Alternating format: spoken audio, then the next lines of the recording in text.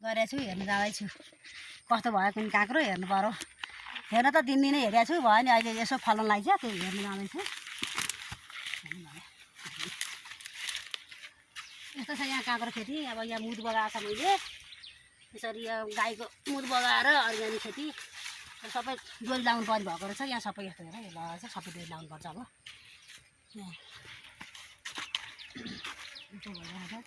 यहाँ सबै डोरी लाउनु बित्यो चाहिँ काँक्रो खेती अर्ग्यानिक के लगायो होला है उ ल्याएर हाल्नुपर्ने भयो तितेपातीहरू असुरो कुटेर हाल्नुपर्ने भएको छ यो तितेपातीहरू ल्याएर हाल्नुपर्ने असुरो कुटेर अर्ग्यानिक काँक्रो खेती चिचिला नि लगाएको छ चिचिला लगाएको छ यो फुलहरू टन्नै फुलेका छन् काँक्रो ल रोप्न चाहिँ मैले यो चैतको 8-10 गतितिर रोपेँ हो अब फल्न ला भर चिचिला लाग्ला फल्छ होला चिचिला नि हेर्नु पर्यो म कस्ता चिचिला भएछ यहाँ चिचिला नि लगाएको हाई चिचिला तिमी यत्रो भएछौ अब यो चिचिला भोलि पर्सि अर्ग्यानिक हो ल यति राम्रो चिचिला भएछ ल हेलो ए के किरा लाग्नु लाग्यो कि क्या हो के मान्छे किरा लगाएर खाँदैनन् राम्रो भन्छन् अब आफैलाई आफूले रोग निम्ताउँछन् कसलाई के थाहा यसो किरा लगायो भने खाएर अर्ग्यानिक रहेछ यो विषादी हालेर रहेछ भन्ठानन् विषादी हालेर खान्छन् टिलिक्क परेको यो मुद बगाएको छ यहाँ यस्तो यस्तो राम्रो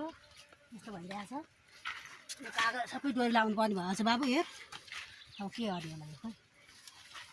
ल यसो डोरी लगाएर माथि लानु पर्ने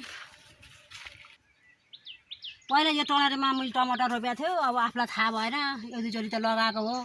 अनि खै के हो टुटा भन्ने रोग लाग्दो रहेछ यो टुटा भन्ने रोगले भर्सकै खायो अब अर्ग्यानिक गर्छु भन्न गएर टुटा रोग लगाएर त्यो भर्सकै भयो अनि त्यो छोडी अहिले काँक्रो खेती गरेको छु के कस्तो हुने थाहा छैन अब काँक्रा चिजिला यत्र भएछ नि अब यी चिजिलाहरू हेरौँ अर्ग्यानिक हो यो केही हालेको छैन हेर्नु यहाँ गोबर मल गाईको गौत बगाएको छु अर्ग्यानिक हो यो काँक्रो अब के लगाएको छु मैले यो 50-60 बोट अब पहिला टमाटरले हुँदै नभए त्यतिकै भयो 50-60 बोट लगाएको छ यो यसलाई के गर्ने होला यो त्यति थाहा पनि छैन यो हुनु पनि घुमेको छ ऊ बादुलाहरू जस्तो घुमेको छ काँक्रा यस्ता फलेका छन् यो के गर्ने होला कसलाई सोध्ने होला जेठीहरूलाई सोध्नुपर्छ कि जस्तो लागेको छ सोध्न चाहिँ सोध्छु के हाल्ने हो विषादी चाहिँ म हाल्दै हाल्दैन उहाँले विषादी भन्नुपर्ने बरु म त खाँदै खान्न अर्ग्यानिक गर्ने हो अब के सोध्छु भन्ने धन्यवाद फोन गरेर सोध्नु पर्ला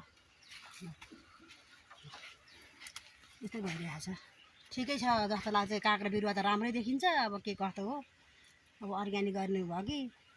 सबै विषादी हालेर खान्छन् अब अर्ग्यानिक कसैले खाने छैनन् अब किरा लगाएछ हेरे पो ए यो अर्ग्यानिक रहेछ यस्तो